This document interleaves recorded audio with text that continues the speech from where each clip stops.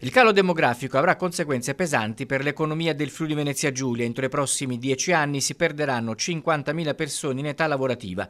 Le ragioni di questa diminuzione vanno ricercate nel progressivo invecchiamento della popolazione, con sempre meno giovani e con tanti destinati a uscire dal mercato del lavoro per godersi la meritata pensione.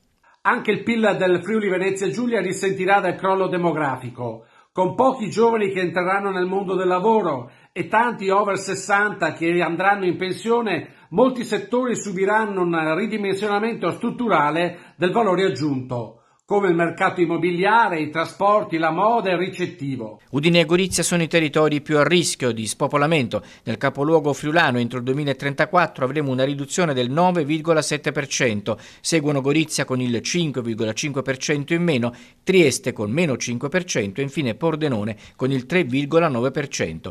Tra coloro che invece ci guadagneranno scorgeremo sicuramente le banche. Avendo una grossa predisposizione al risparmio, le persone più anziane aumenteranno la dimensione economica dei propri depositi, facendo così felici molti istituti di credito.